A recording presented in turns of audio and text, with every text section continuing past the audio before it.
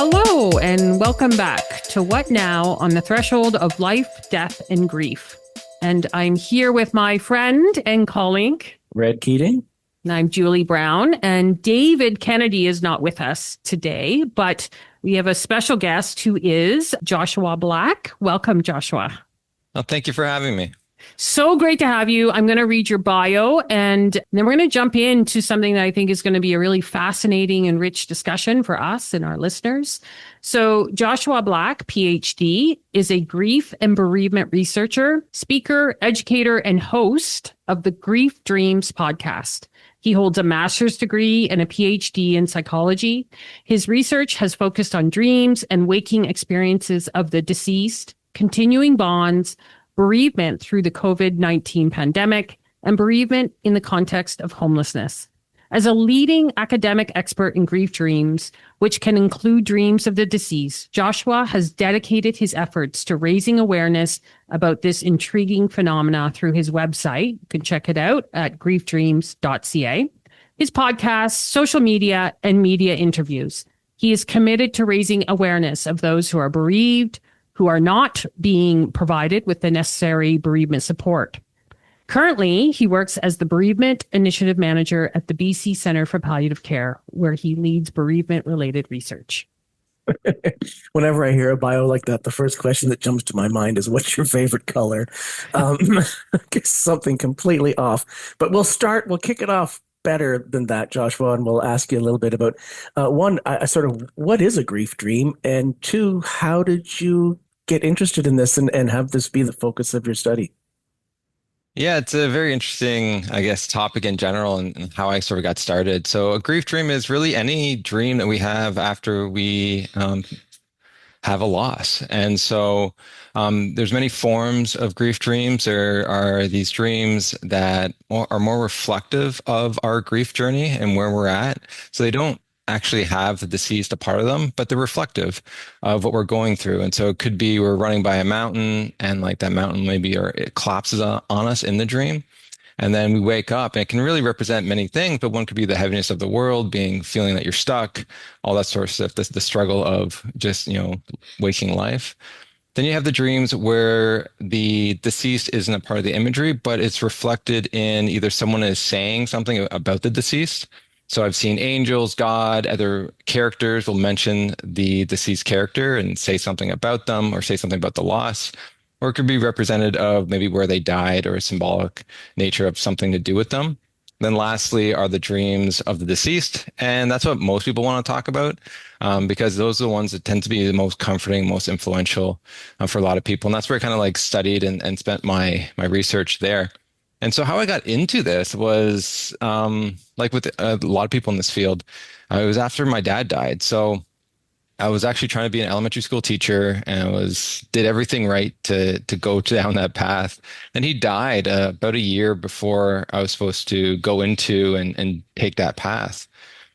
And that journey for me was very new in the sense of understanding the strength and the power and the suffering from grief. And I didn't really know how to handle it.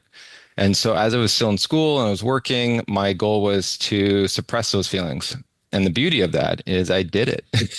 And so you can actually do it. We can do that for quite a while, can't we? Yes, Yeah. that's right. But what was interesting when I did it this time, because I've done it other times, it seemed fine.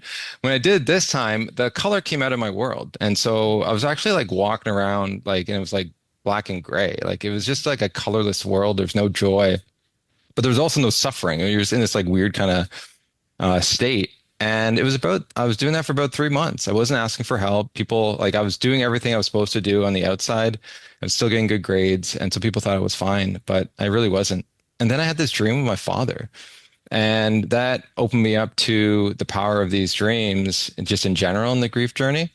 And I guess I'll share the dream. So the dream was I was in my room and I was looking down at the end of my room and I saw my father and he was looking really good. And there's this feeling of love in the air. I remember walking up to him and noticing that he didn't have a weight on him. He looked light is the best way to put it and happy. which is very unique for me because I never really saw him like that. He always had a lot of trauma that he carried with him. He drank as a way of coping.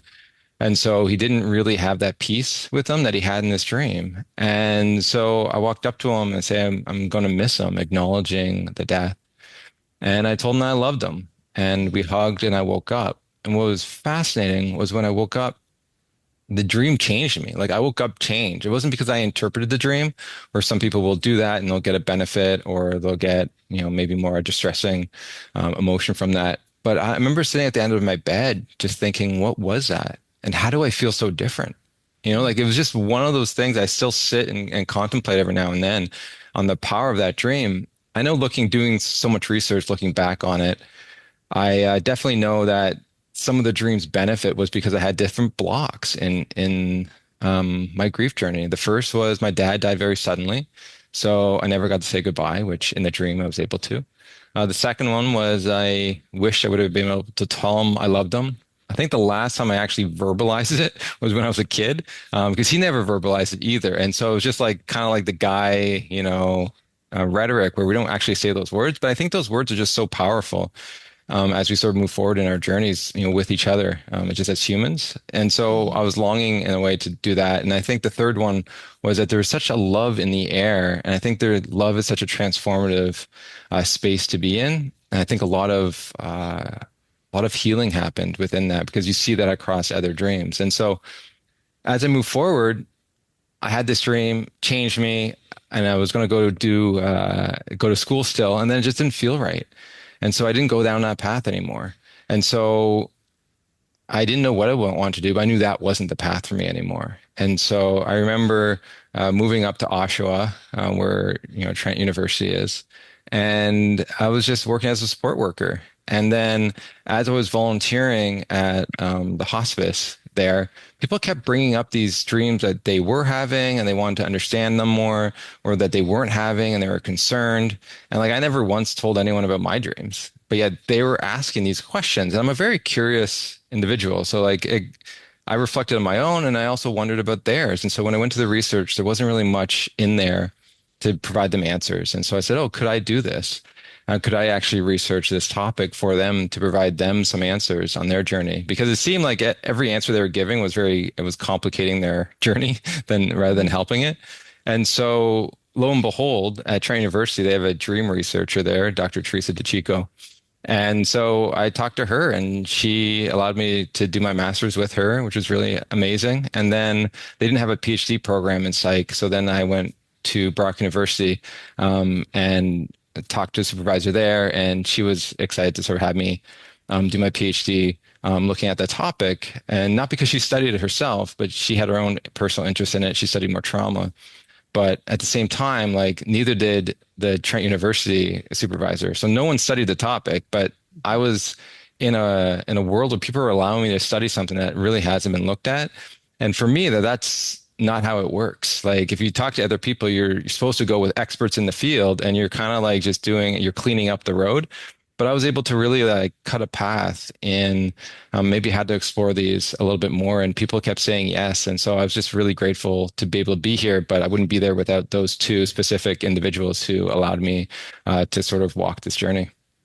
What struck me there, one of the things that struck me there in your story was the power of that dream that you had. And the words that ran through my head were, how did the intangible become tangible? Like there was I think his dream is sort of like intangible thing. You can't touch it, feel it, smell it, but it had an absolutely life-changing, tangible effect on you. Is there any explanation for that? We were trying to figure it out, but it's not like unique to me. And it's one of those things that I think make this topic so interesting to me because it's not just so all doom and gloom, right? It's not just like we're in someone's suffering. It's like these things are helping people all over the world walk this path of grief. And a lot of times more than we even realize the potential of healing within them. So we'll maybe say, oh, because they went to therapy or they went here or there. But we forget to ask, what's the power of these dreams in their life and how is that influencing them on their journey? And some of these dreams, they're just so profound. And many people that I talk to, they can go back to that feeling in the dream when they're stressed. So it's not even like something just to help them with the grief of the loss, but to go back and other times of stress to kind of balance out and to sort of work through some of the grief that they're going through or stress that they're going through right now in the present. I think that's just a phenomenal thing. And there's so much we don't understand, but we know there's enough research now to know that they can be very powerful and important moments for people on the path of life. I have to say, since I've heard about your work and listened to some of your podcasts, I've started asking my clients about it, like just inviting it into the room and being more curious because of your work. So I thank you for that. I found myself thinking as you were just speaking there that it makes sense to me that circling back around to it at other distressing times can be comforting because isn't that kind of like connecting back with our felt sense of the attachment? Is that part of what's happening? It could be, that could be part of it, like that continuing bond, Yeah. to sort of help us in that way, especially if it's grief related, because there's so many things along our journey that can activate our grief. So that can be very helpful. But a lot of times I'm talking about it's a divorce and I'm stressed, or it's COVID pandemic, I'm stressed. And you're just trying to find that place to sit in love. And Mhm. that space of love is just so healing, not just for grief after death, but for all of life. It's just like, and so they can go into that to feel what that presence of love in that space is, to be able to sort of walk a little bit more balanced as they sort of Mhm. move forward in whatever challenges that they're facing now. I had one of my own, if I could just share my own experiences with that. About a year and a bit, year and a half after my father died, I was diagnosed with cancer. And I had a very, very tough 14 months ahead. And I can remember a certain point, a very, very low point in treatment and feeling really like, can I keep doing this? I had a visit from my father who basically said, you can do this. You can do this. And it was my time. It's not your time. Keep going. Wow. And to your point, I I held that. I knew it was real. I knew it was like that's not a thought. That's like that's him. And I held on to that and I repeated that to myself so many times. Wow. Mhm, Such a beautiful dream and so powerful. mhm. And as usually say, these dreams are really short, but like the words they use are just so pinpoint on to like what we need to hear to make it through some of the very challenging moments in life. And so I'm really happy that you were able to experience that dream and remember that dream. And you're so Yeah. right. It was like two sentences. I think it was something like, I know it's hard, Jewel, but you're tough. It was my time, not yours. Keep going.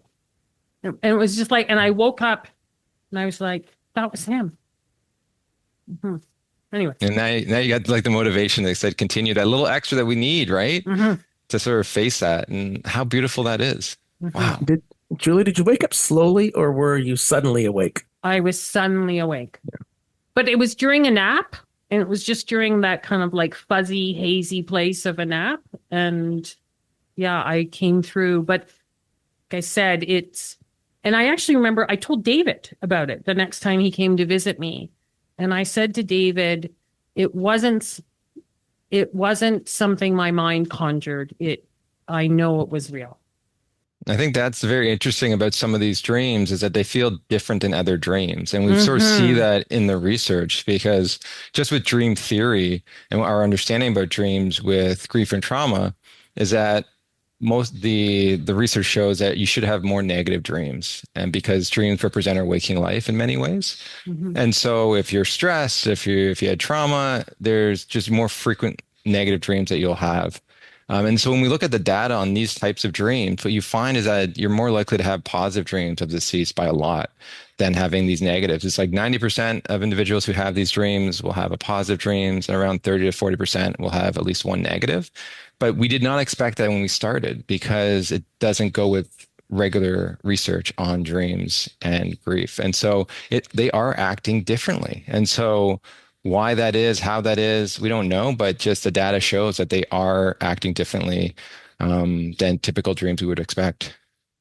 I'm struck by the reality of the feeling of the reality and going, I'm wondering, would another culture possibly really, like you said, it was real, Julie. It was like he was there. Mhm. Is that a visitation? And how do we tell the difference between how does our culture inform us, and how do we tell the difference between no, this was a real visitation from maybe a spirit that was your father, or is this your mind doing what it does in a dream state? What's real?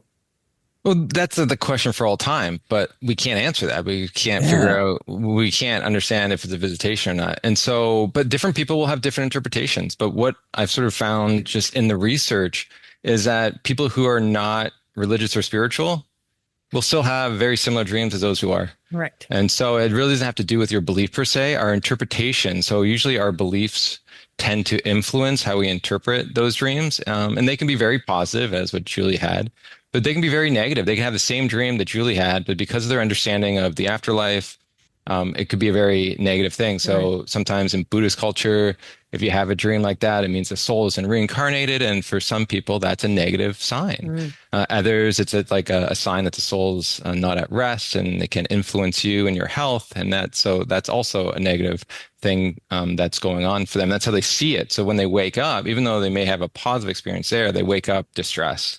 Mm. And so I always like when it comes to if it is or if it isn't, I always allow people to just sit where they are and like, what do you want to believe it to be? And I'll go with that. If it's negative, because even negative dreams people will take as sometimes a visitation or a haunting, I tend to sit with them more and talk to them about the research on what we'd expect from, grief and trauma. So this is kind of the dreams we would expect, and this is why. So maybe we work on some of that and see if they continue, because the research shows that they probably will change to something more positive.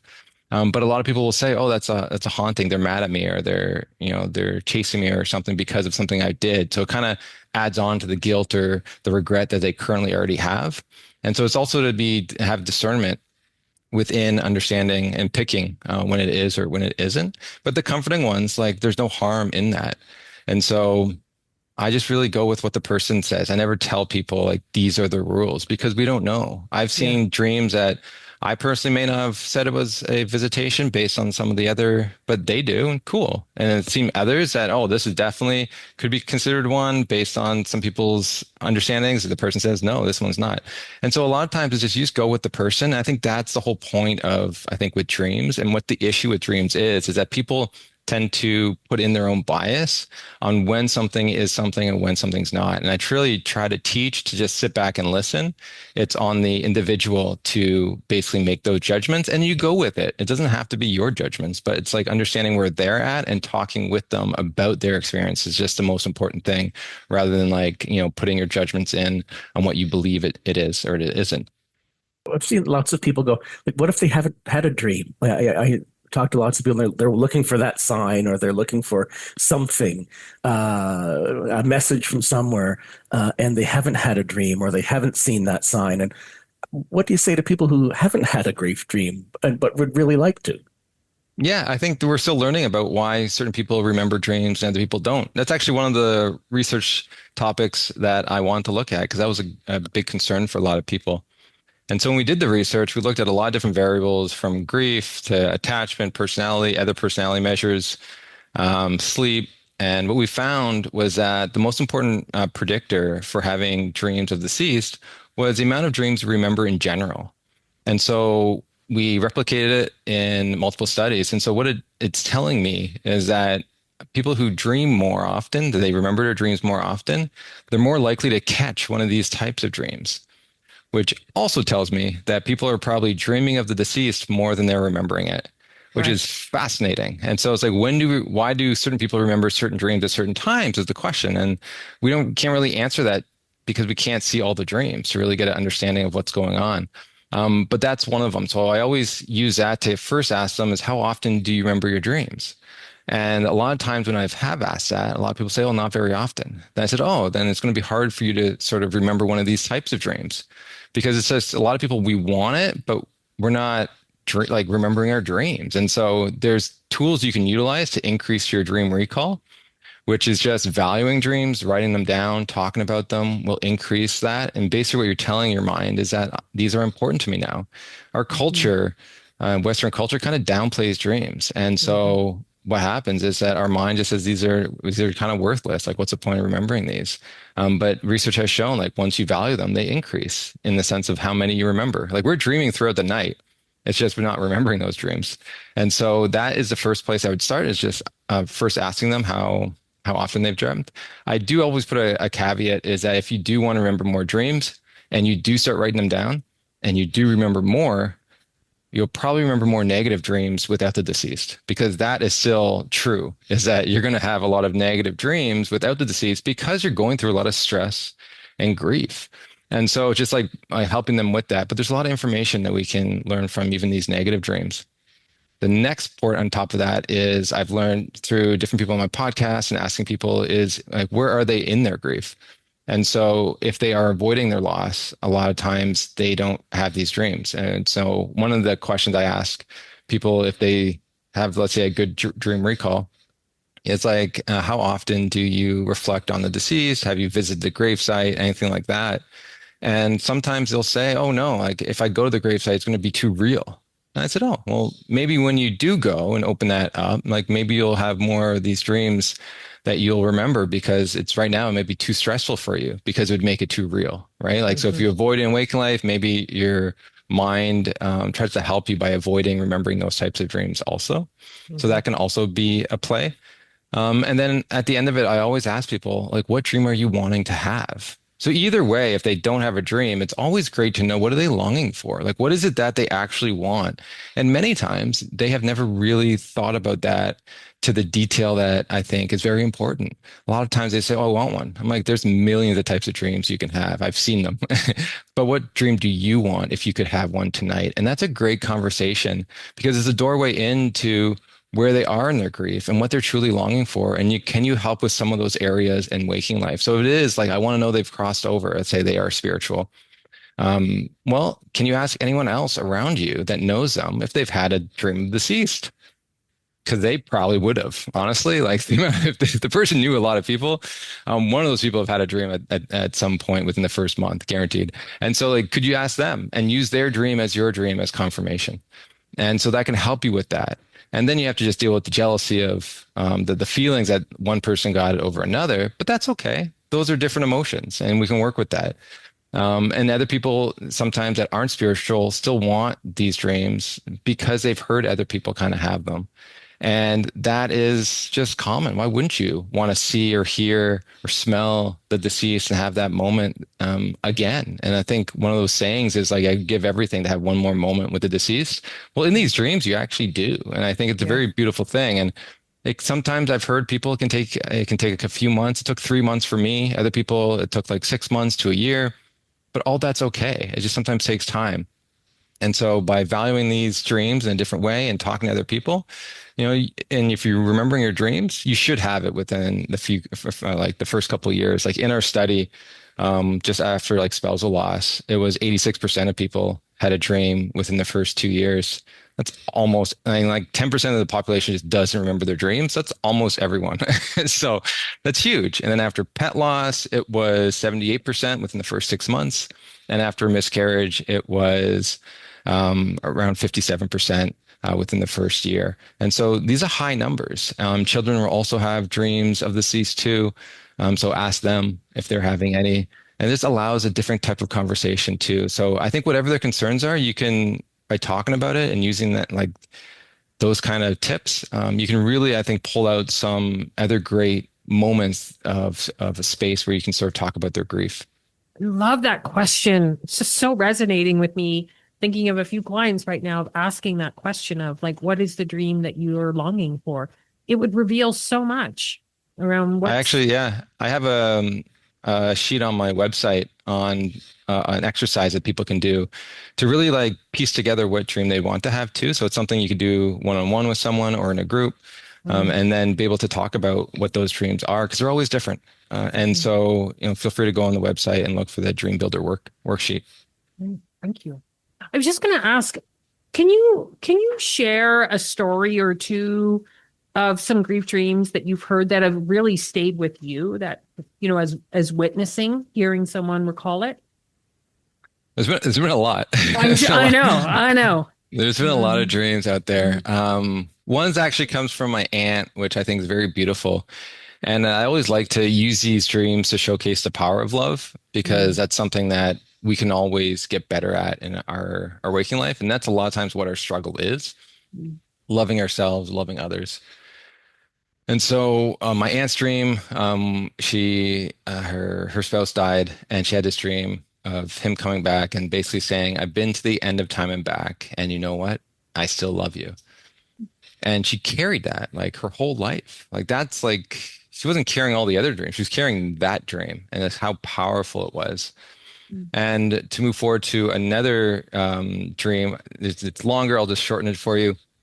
But a deceased was talking to the dreamer and was trying to help reduce her guilt that she was feeling because he died from substance use. And the individual was talking about the purpose of life. And he basically said, the purpose of living is to love, and it first must start with yourself.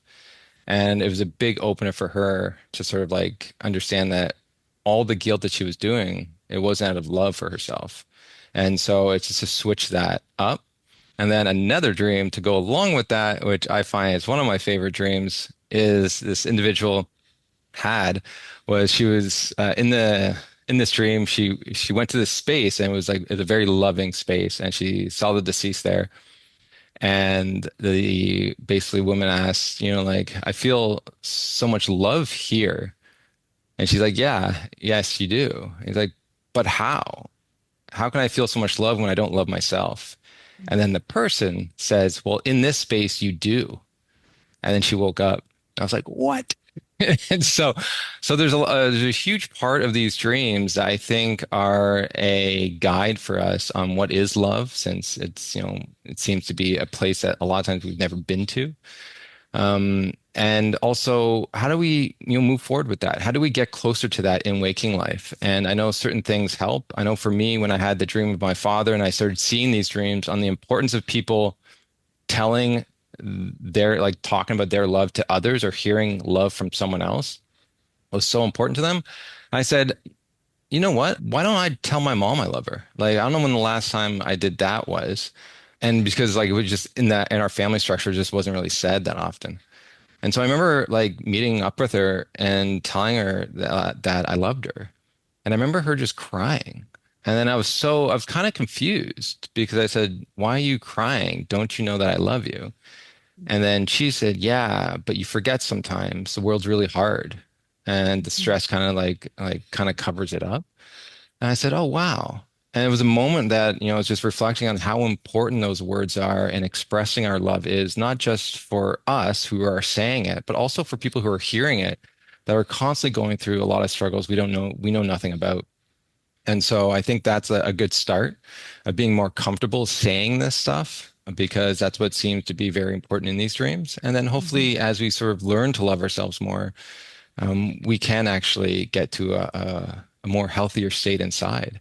And who knows Mhm. what that does? Like, I don't know, but it seems like it can take someone from deep grief and trauma to a different place. Like, there's so much healing potential within a space of love that I don't think we really understand yet.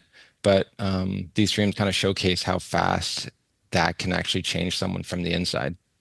So much of what we talk about on this podcast leads to where you just led us, I think, which is love. And it's amazing the more conversations we have, how that really does seem to be the true nugget of living, right? To live life and to love, and then to love life, right? It did, wow. Who would have thought that dream research would have led you to that, to that sort of place? But it just makes so much sense. hmm Well, that's why I love the research. Like these things aren't rare; they're very common, and you see it Mhm. across cultures. And also how important it is for people in their faith, because one of the things you see is, as you sort of know, is that when there is a loss, people can break from their faith, and they can be more isolated. And these dreams can actually reassure people that what their belief is accurate and can bring people closer together to something that they're running from, which I think is very interesting also. And so there's a lot of beauty in these dreams that I think we're just scratching the surface for. And as much as we are talking about the beauty, there is a lot of nightmares that people are having. I always like to bring that up because usually the bias, if we do talk about these dreams, it is on the positive side. But people also are having a lot of negative dreams that really challenge them, and they don't know who to talk to, or if they do try to bring it up, it gets shut down, or they get, diagnosed with something. And so there's a lot of misconceptions around this. And that's the sad part of our culture where we don't fully understand how to sit with people who are having negative dreams to provide them understanding on how it relates to their waking life and what we should be maybe talking about to help alleviate some of those burdens that they're carrying that they may or may not know. And I think that's part of, I think, the interesting thing about dreams where, yes, they can provide this love, but it also can provide a window to truth of what you're truly dealing with that sometimes you don't even know how big it actually is. Because as I said, one of my methods was just put in the corner and it worked out well. I thought, Right. but there's so many of us, we do that. Or sometimes we think we're further than we are. And these dreams can really help us understand, oh, there's a little bit more work to do, or these are the things that maybe are opening up now. And how can we understand this? And so I like to teach on that also, on how to provide a safe space and also how to ask the right questions in someone's life to understand the dream imagery with them. Not only they can provide the answers on how it connects, but if you know they're grieving, probably has something to do with their grief and their loss. I find that such a helpful reframe about, like a nightmare or a really negative experience is seeing that as a truth, a portal to truth or to content, to material in us that needs attention, that needs a kind, compassionate space and attention to it. That's what I hear you saying. Yeah. Yeah. Yeah. There's nothing to be afraid of. It's like a best friend saying the truth to you. Like it Mhm. may hurt, but we can work with that by by just getting it more awareness on like, oh Mhm. yeah, you're right. Like that does make sense. Let Mhm. me work on that. And let me maybe talk to someone or go get some support to work through whatever that issue is. And usually, like with some of the research we've done, it's usually trauma symptoms is a part of it, but also I find guilt and regret are probably the biggest ones on top of the Oh. trauma that you sort of see in the imagery. And so when you don't work with that, these dreams can really provide a window for people to continue the feeling high levels of that throughout their life. Mhm. And so they think it's a sign or they think it's something that is reactivating those emotions with them. And so it's so difficult for them to actually get out and see a different side of their grief.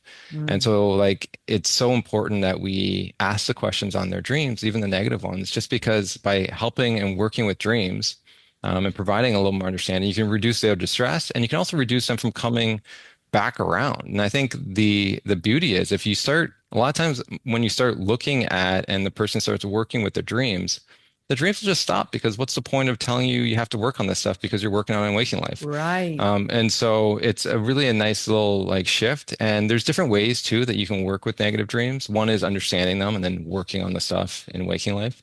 The other one is when you wake up there's different tactics you can use to reduce your distress. And one of them is called dream rescripting. And it's easy. Anyone can really do it. And so what you're doing is you're remembering the dream. So you're not avoiding the dream, which is a lot of times that we do, and that actually can continue the dream from occurring. So what you do is you approach the dream, but you change the ending to something more positive that you want to remember. And so let's say someone's chasing you and you wake up, like that's your dream. Well, then, when you wake up, you say, okay, yeah, someone's chasing me. You're going back to that imagery, and then you continue it. Oh, I turn around, and oh, it's a teddy bear and wants to give me a hug or something. Mhm. And then that's the dream, and that's the dream that you think about throughout the day instead of the other one. Mhm. And what you're doing is you're associating a positive thing with it. And so what they found in the research that actually reduces distress. It gives people a tool to Mhm. be able to have some power over the dream because a lot of times people feel powerless. That's And right. then the other thing is that a lot of these dreams will stop too because of it. And so there's still, as much as they stop, you still want to understand that there may be something in there that you can work on. So I think both are really good methods is to understand what the dream may be representing, then also utilizing that technique. to allow you to sort of feel powerful and more power. Yeah, having more power in your dreams when you wake up rather than feeling powerless. Because that's also a part of trauma is feeling powerless, right? So Right. by be able to utilize that, you can actually help yourself as you move forward in your grief. And research has shown just with PTSD, if you work with the dreams, your PTSD symptoms can actually go so low that you don't actually have PTSD anymore. But the dreams or that people have are so activating for their trauma and grief, they can never get out of it. So it's like a vicious cycle. So when you stop the dreams, everything else can almost like go the way it needs to go, which is really nice. I think I know the answer to this question because of the context is in the person, but I can just imagine some listeners going out there and kind of going and finding a dream interpretation book. And I just want to hear and so that people can hear your thoughts on that as a method of understanding dreams. Yeah, I wouldn't say it's a good method. It's usually Don't do it. don't do it, you know, Yeah, but I yeah. think it's a lot of times people are just they have interest and that's all they know from the Hmm. society. That's Mhm. Yeah. what so, you know, I feel for them. But we all have our own dream language. So if you, let's say, go online and you start reading what a duck represents, well, that duck represented is basically for the author, not for you or anyone else. Mhm. There's not this like, you know, conscious theme of duck. It's like, what does duck mean to you? And so it takes you to Hmm. reflect a lot on yourself. I put a caveat in there, except if you come from a culture, like maybe an indigenous culture that sort of talks about dreams and talks about symbols and meanings a lot. Well, then, yeah, because it's part of your world. But in Western culture, we don't talk about that stuff. So that wouldn't be appropriate. I know some people will say, oh, like in Egyptian culture, a cat represented this, so this represents that. For me, I'm like, I don't think so. Like that's a little high Yeah. stretch because we're Yeah. not in the Egyptian culture right now. And so what I always like to tell people is it's going to take work. It's a different language. And so a lot of times I like to tell people start with the emotion of the dream, not even the symbols. Just start with the emotion. What's the emotion and try to connect it to something in waking life. And then use the symbols to try to understand maybe what it's trying to get you to reflect on. Sometimes, you know, it's just reflective of what you're going through. Other times they can provide you a possible answer to what you're going through. And so they can be passive or active like that. But a lot of times it's just getting comfortable with first understanding the feeling and then also then seeing where is this located in my life. So if it is anxiety or stress or fear, like where is that happening in waking life? And then from there, piece together the other pieces. It's probably the easiest one, like way to do it. That's what I do personally when I have these dreams. And it's, I think it's a good start anyways to try to understand your own symbols. Yeah. So it's just bring a curiosity, but not the we get so concrete, don't we? Like we like it's this is a problem to solve, so get the book and do this. And it's like really slowing it down and bringing curiosity to like what was the felt experience Yeah, of and that how does that dream. relate? Because a lot of times when we people do go to, let's say, a dream dictionary, they say, "Oh, what does a penguin represent, or what's a car Mhm. represent?" But the issue is too with just dream dictionaries is that we dream in a storyline for the most part. It's very rare you're just going to have a dream of a penguin and then you wake up. It's usually like a penguin driving a car, going to this Mhm. thing, but whatever, right? And so all of that means something, right? Like everything means something. It wouldn't be just doing it for no reason. And so there's a story along that goes along with it to try to help you understand a little bit more. And so you're playing with pictures instead of usually language of like words that we're used to. And so it just, you know, it's trying to, you know, to go slow. And, you know, a lot of times we want to rush it. But the beauty of dreams, if you don't figure it out the first time, you'll have another dream that, and it's important topic, you'll have another dream that represents the same thing. And Mhm. so, you know, you don't have to get all like, you know, worried about it or stressed about it.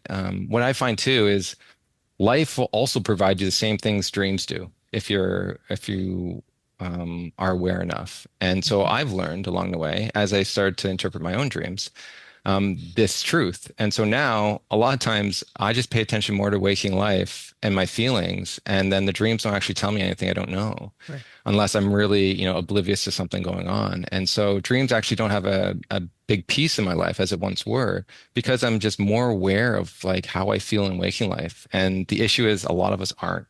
Yeah. And so our emotional intelligence is pretty poor because we're never Yep. taught that in school. So I think that's another also piece is to just raise awareness of like you can do also do this in waking life. Oh, I'm so glad you said that because that sense of self-awareness is like a muscle that needs to be exercised. The more you use it, the stronger it gets. But so often we're just looking for the answer from our phones or, from something online that just says, give me the quick answer, as opposed to let me sit inside myself reflecting on what's actually happening and how I'm experiencing it. Hmm. Yeah. What haven't we asked, or what's important that we speak to before we begin to close our conversation, Joshua? There's a couple things I could speak on, but I think one of the important things if people are listening to this is that we did talk about nightmares and they are very common. As I said, like 30-40% of people will have at least one of the deceased. There is one that is actually of more importance for therapists and others to consider if they ever have it. And that is when it's called Come Join Me. That's what we termed it. It's basically when the deceased is trying to convince the dreamer to basically cross over and stay in the afterlife with them. And so this has been seen in a lot of different cultures. There's been some association even with children where like the spirit of the parent tries to, is still attached to them and wants to keep them. And so in our research that we've done, I've collected over 1,000 dreams, and it was really interesting. I've only seen these 3 times, and it was very amazing that we're able to catch them when we're also looking at trauma symptoms. And so what we found was that these dreams where the deceased is basically beckoning them to the afterlife to stay or trying to convince them to kill themselves is another one basically is related to high forms of trauma and trauma symptoms. And I thought that was really important. So if we do ask for dreams and it's not just like visiting the deceased in the afterlife, that's not what we're talking about. We're talking about the deceased is trying to convince the individual the only way they can be together is to basically, for them themselves to die, or is dragging them unwillingly to kind of like the afterlife or another place. And so I think it's just, if that's the case, it's probably associated with trauma, but also maybe even suicidal thoughts as remember, dreams reflect our waking life in some way. And so those are very important for clinicians and counselors to be aware of, to be able to ask those questions.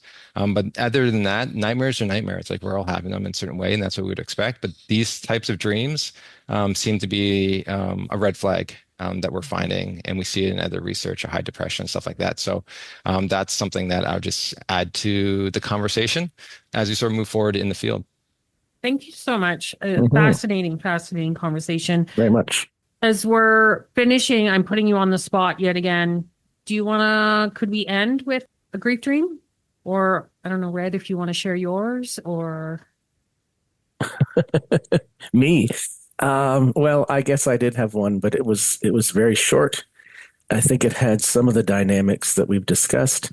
I don't know how long ago I didn't pay attention to the time, but after my father died, I ride my bike and I have two different routes for local folks here. One goes to Lakefield, one goes to Duro. And the turnaround spot in Duro is the cemetery. And that's where my father's buried. So I had a dream. I was out in the cemetery. I hadn't ridden my bike. I don't know why I was there. And a car pulled up the center lane of the cemetery. People got out. I didn't know who they were. And then the back door opened. My dad stepped out, pointed at me, and said, "Hi, John," which is my name. Most people don't call me Red, but he just pointed at me, and it was sharper than sharp. It was so real. And then all I can say is I was shunted awake. It was like his words threw me out of sleep. I was thrown out of being asleep. And I laid there and went, "Oh, holy shit, what was that?" Like, did that just happen? And why? And I think it did just happen, and I'm not sure why. But anyway, Dad came down to say hi. That's how I interpreted it. Yeah. And I knew it was him because he never called me Red. So, I was going to say, yeah. the first time I met your father, and I said, "Oh yeah, I know Red," and he said, "You mean John?" Yeah. Yeah.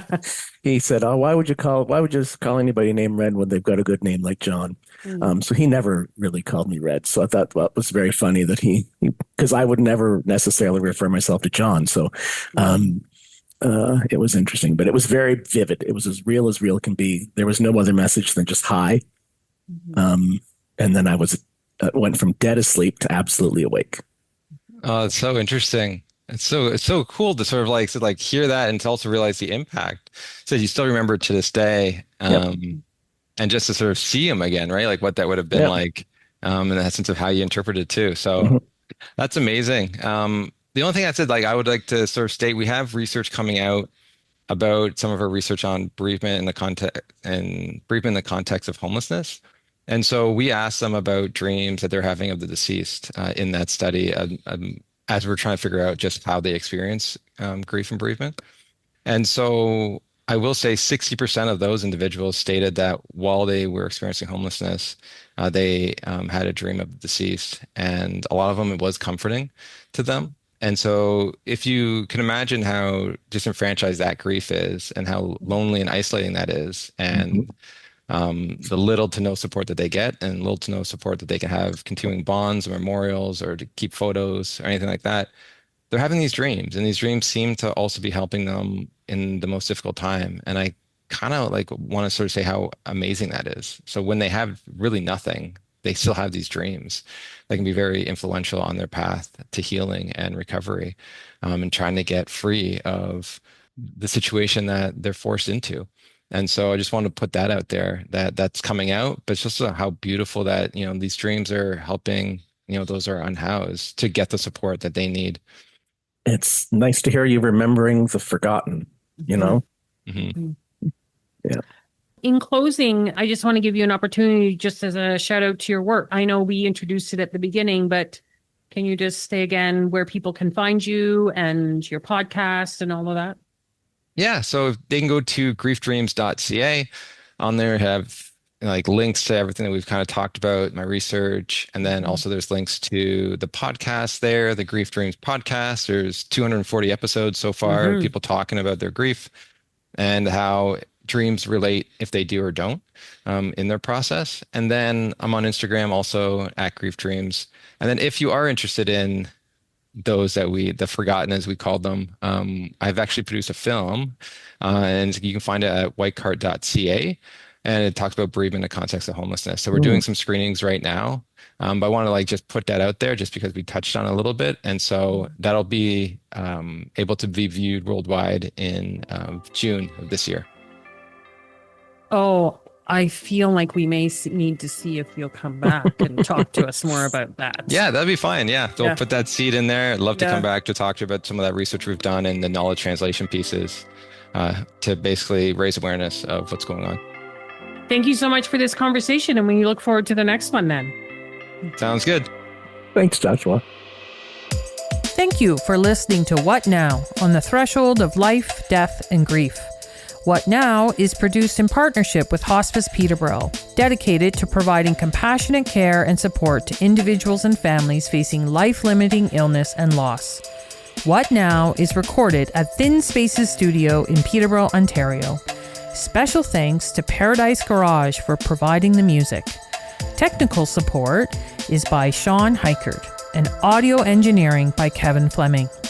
More episodes of What Now are available for free on most major podcast platforms.